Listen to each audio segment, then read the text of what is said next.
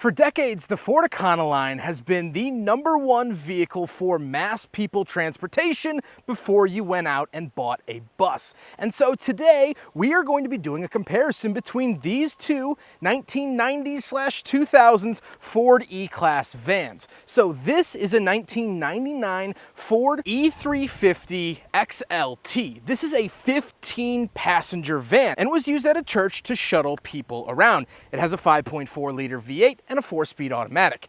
Over here, this is a 2000 Ford E-150 with the same 5.4-liter V8 and same 4-speed automatic, but this is the Chateau, meaning it is only a 12-person van as opposed to the 15-passenger over here. And so we're going to be taking a quick look at the drivetrain differences because there are a handful. We'll definitely be taking a look at that rear seating, and then we'll get out and race them to see who's the fastest to 60. So this is the 1999 E-350, and it got the 5.4-liter Triton V8. Now this is the 2-valve engine. They later had a 3-valve and 4-valve engine. This is known as the 2-valve, and it's not without sin. These do have spark plug issues as well as timing chain issues. However, this particular vehicle is at about 190,000 miles, and so far, so good. Now this red one makes 235 horsepower, which is pretty good, but it's less than the blue one. Now this is also the same 5.4-liter 2-valve Triton V8.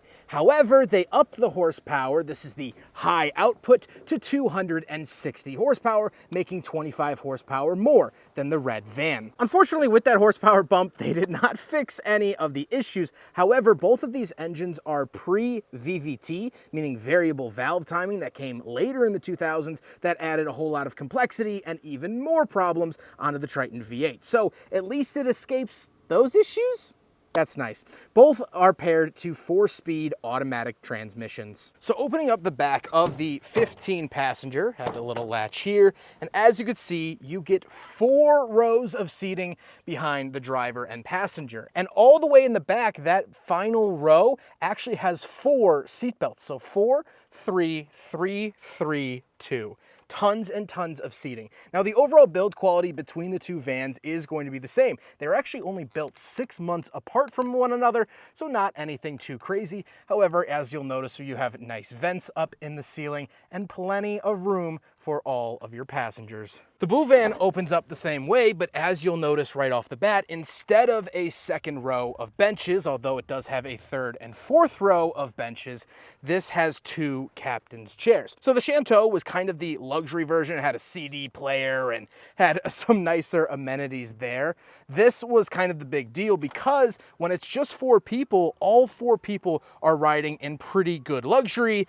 The 6th, 7th, 8th, 9th, 10th, 11th, and 12th, they have their own benches and whatnot, but this was kind of the way to ride. If you had a smaller family, but occasionally took other people, this would be a good idea. Or if you just wanted a road trip warrior, there you go with the back seats. Absolutely love this. They're very, very cushy and very comfortable in that special 90s way. All right, so this is the E-150 Chateau. So this is the 1999. This has 25 less horsepower than the 2000. This makes 235, where the 2000 E-150 makes 260. However, this van has 80,000 more miles than the E-350, so we'll see if the age outweighs the horsepower benefit. Now, I am going to forfeit my air conditioning here and lower the windows because the other...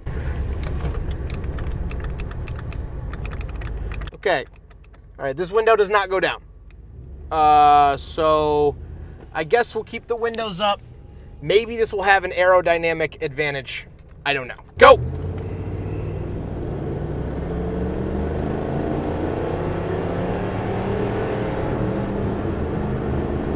Hard shift.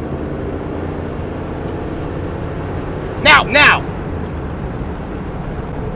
I don't know, ladies and gentlemen. That's gonna be pretty close. Not awful. I really have the least amount of confidence in the chassis in general rather than the engine itself.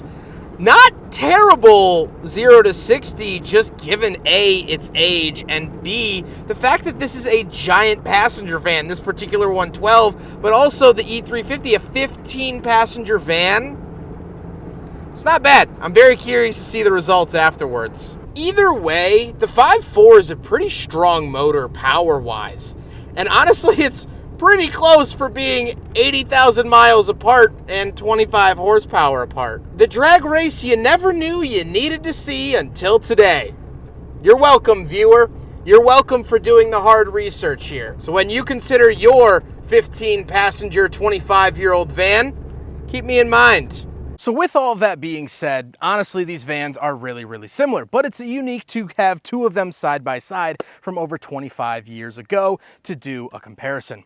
I'll leave you with this. If you were going to drive from New York City to Los Angeles, California, which one of these would you want? Would you want the Shantou with the extra cool captain's chairs behind there and a little bit more power? Or would you want the 15-passenger to carry all of your buddies? Please leave a comment down below which one you would pick, and huge thank you to John for letting me borrow both of these for today's video. But until next time, take care, everyone.